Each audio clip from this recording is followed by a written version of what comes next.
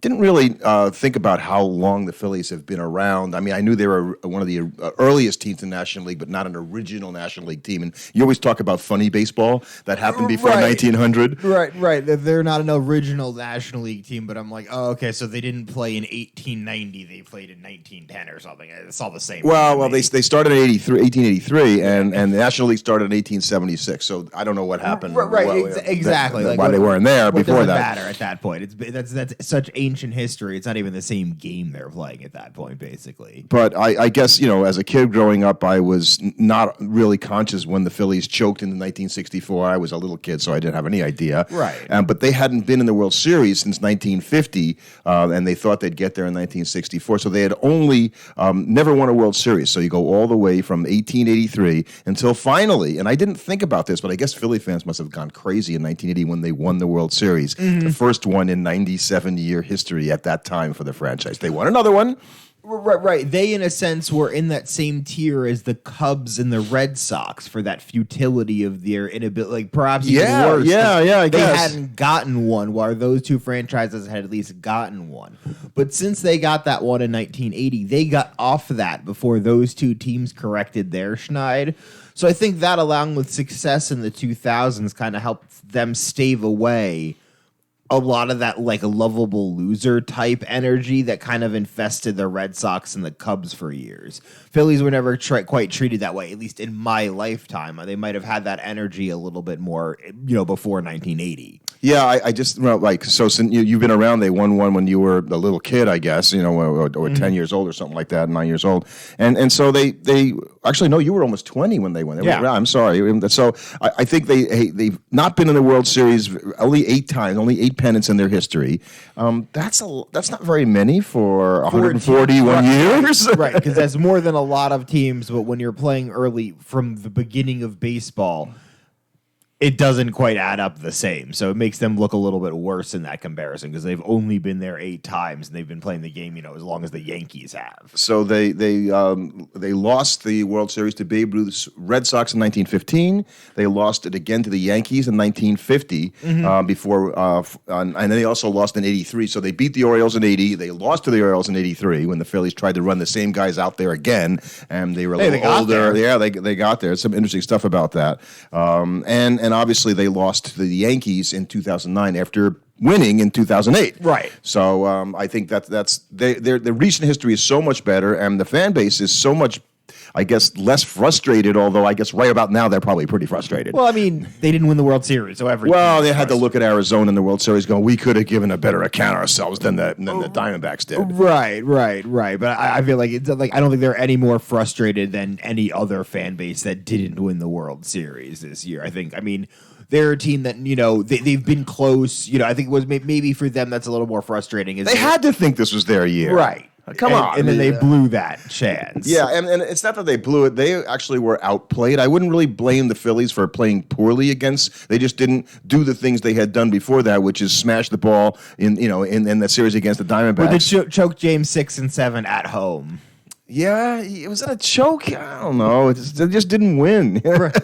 That's why it's a choke. Yeah, I guess. I don't look at it that way, but I'm sure they're frustrated because they had a very good team this year. They had, like we talked about, the 2 starters, at the top of the rotation to do that. So their first season, they went 17-81. So I don't know why they only played 99 games in that year. But it was in funny baseball. But 17-81. That is a rip roaring start of 171 winning percentage. I don't know. I mean, that was at a time where you didn't even. That was like professional baseball literally had just started. They were playing on fields that didn't have fences still.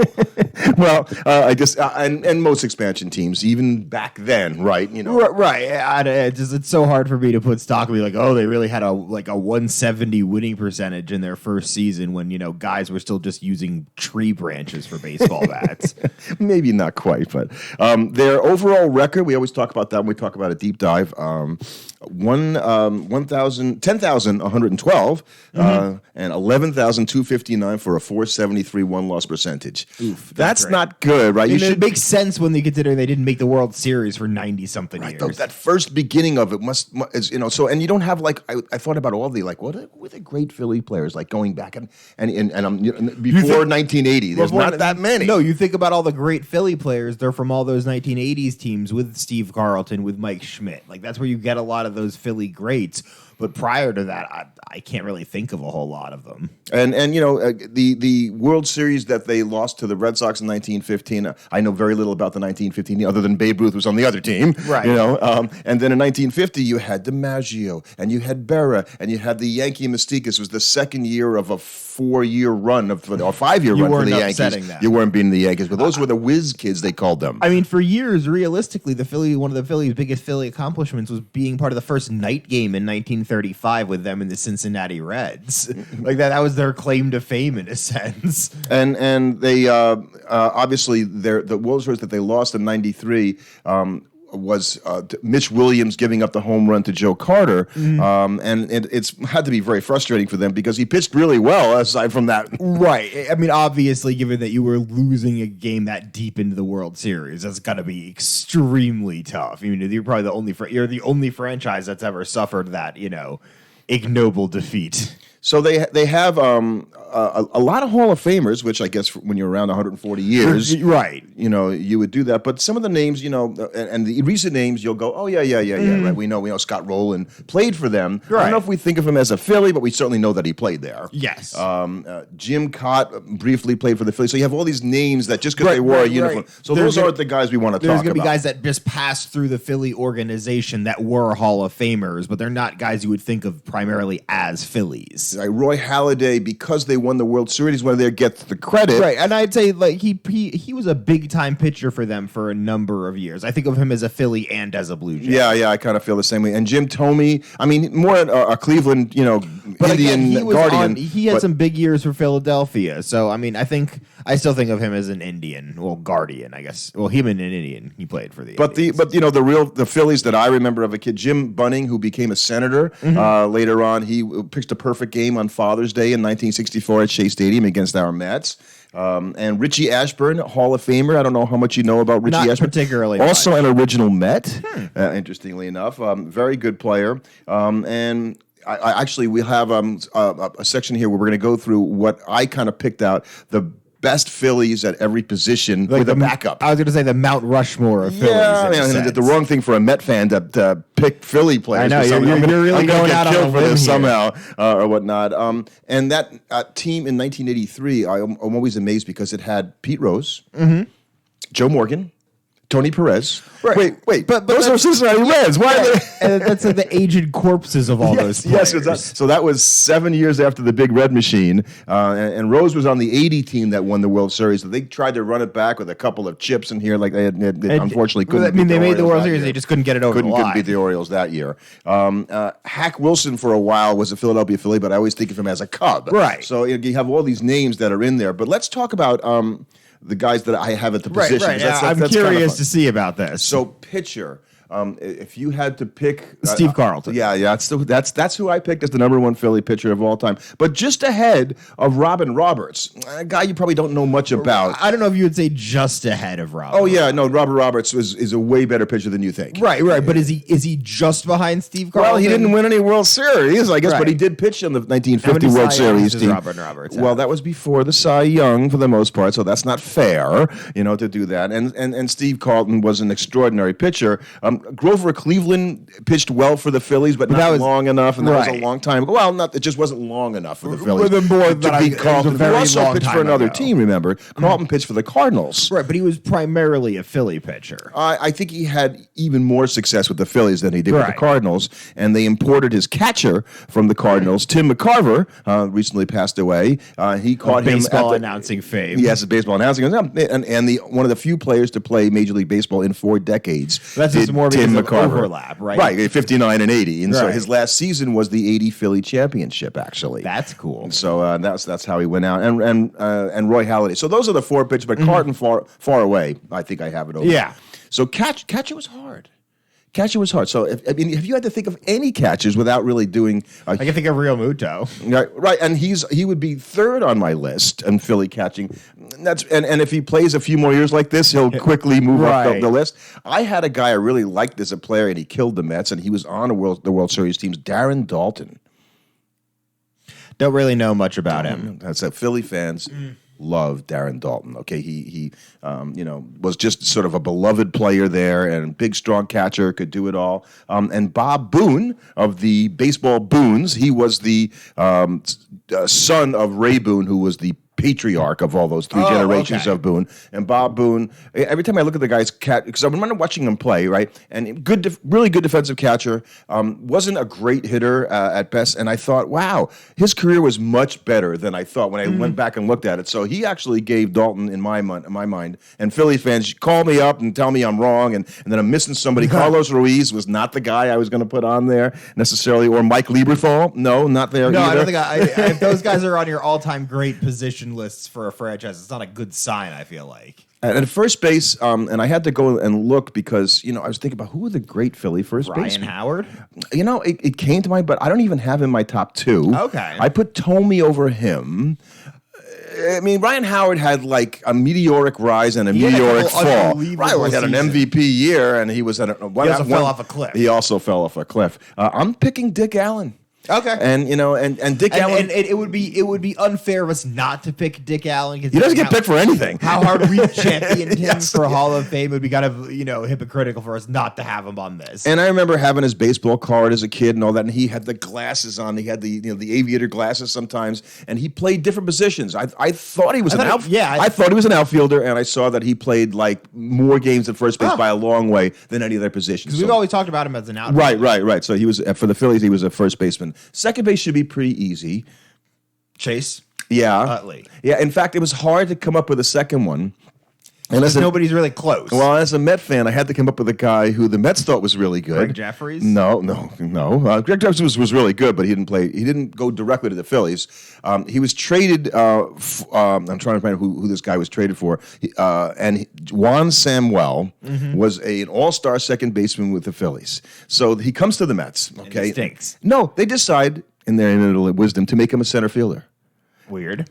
And bad. It did not work out. And then he never played second base for the Mets, and they just got rid of him. So we're gonna get a guy who's an all-star at second base. We're gonna make him a center fielder because he's much more valuable. And I'm trying to remember who the heck they had playing at second base that was so much better than Juan Samuel at the time that they had to put him in center field. That's a very bizarre decision. Did not work out. No. So he would be my second though, and I don't know who else. I had trouble coming up with guys. Right.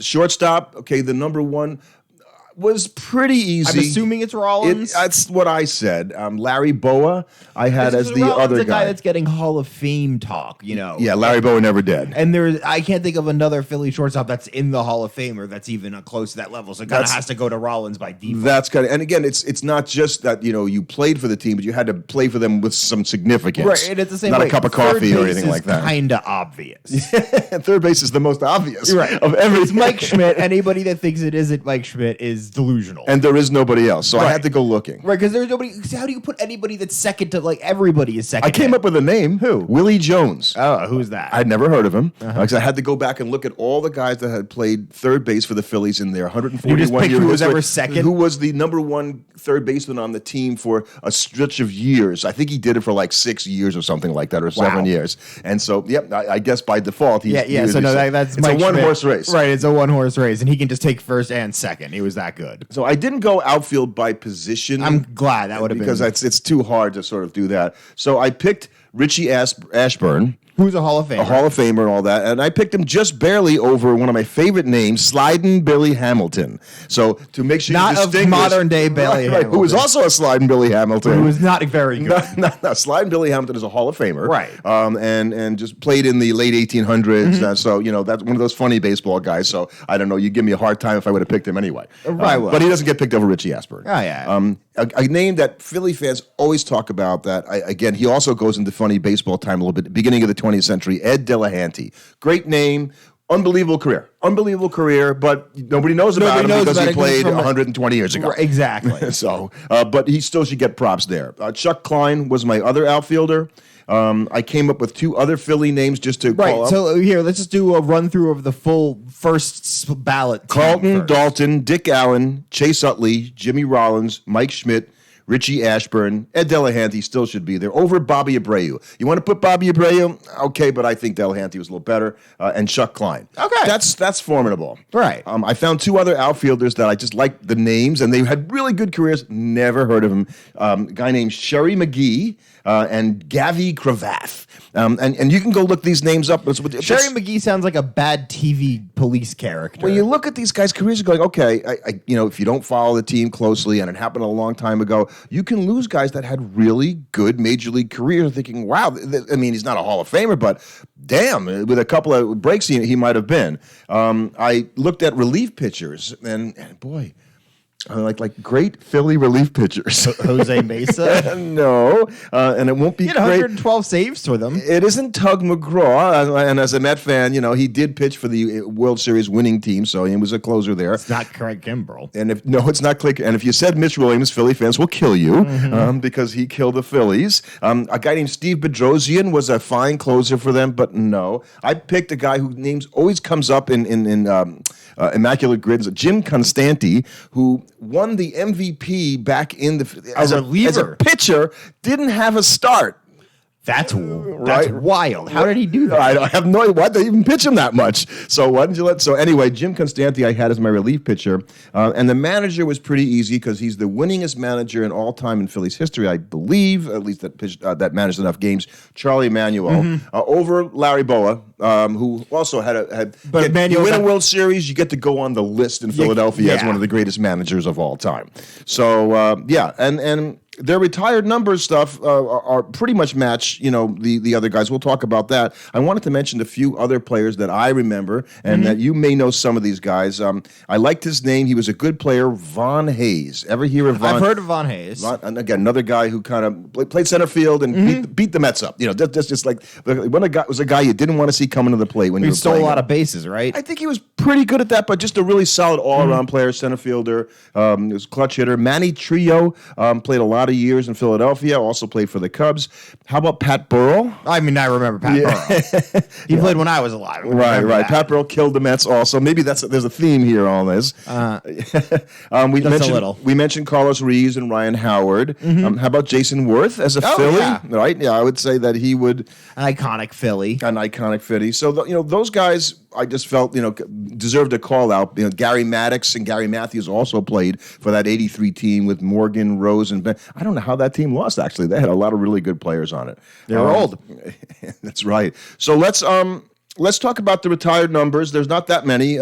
Chuck Klein got his number retired without a number because they didn't have numbers. No, wow. That's how you know you played really long ago. So they just CK him, actually, is what he does. No one's taking that. As Grover Alexander, Pete was his real name, Pete Alexander. So his is retired for them.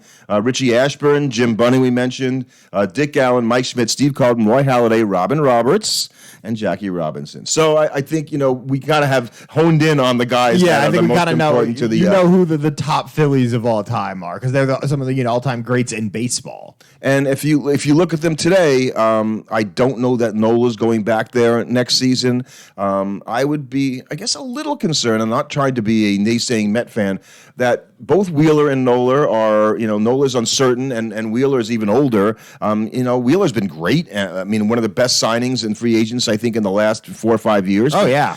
For sure. But, you lose durability. I would be a little worried that, at this point. If Nola walks, you're worried. Well, even if you have him, don't you need another stud right at the top of that rotation, obviously? I don't know. They pitched amazingly well in that postseason, and I feel like... They didn't hit at the end of it. Right, and you would count on that lineup to hit. So I think you would more think, you know what? Lineup will hit if we can get back there. Do you think that the Phillies will... the Braves are the favorite to win the National League East next year. Yeah. Do you think the Phillies will again be a playoff team and vie like they did for greater heights? I think they'll certainly be one of the teams that are in the wild card hunt. I think that whether or not they'll be the de facto first wild card or one of the teams that's just competing for a spot will be, sort of behind whether or not Aaron Nola resigns and then him and Wheeler are healthy for most of the season. But I see no reason why they won't be competing for one at the very least. And the ballpark, we should probably go to a Philly game sometime. It'd be fun. And should we wear our Met hat or our Almost Cooperstown hat? No, Probably our Almost Cooperstown hat would be a better idea to do that. But we should go to a game at Citizens Bank Park. And I looked at the ballparks, and of course they before the Citizens Bank they had Veterans Stadium, which was part of that. And they were like one of the first franchises to get 2 million fans in a year. I think they were one of the first franchises to get 3 million fans in a year. They drew 3 million this year. Yeah, that's funny that you noted that. They really support their team, and they did a great job of it this year. And they played in Veterans Stadium for a really long time. That was one of the cookie cutter first AstroTurf stadiums that came about in the 70s. And they played in Connie Mack Stadium before that, and Shibe Park. And I can't remember if Shibe Park and Connie Mack are the same. They might be. They might have renamed it Connie Mack. And then the Baker Bowl, which I had heard about, and they played there for a number of years, going all the way back to the beginning. Actually, before 1900, they played in that Baker Bowl. So I don't know much about that ballpark, but that was right in the downtown Philadelphia, and they must have played there for like 40 years or something like that. So, I guess the Phillies have one of the better chances to get off the deuce, right? To get off the 2 World Series winning team because they have a good team. Oh, yes. Yeah, so they're putting them into the category. The next one up, the threes, which we're going to get to. I think we got a couple of more to do. I think that they're a team that I don't hate as much as the Braves, and we are shared in our ultimate dislike for the Atlanta Braves as Met fans with Philly fans. That's about as close as you can say.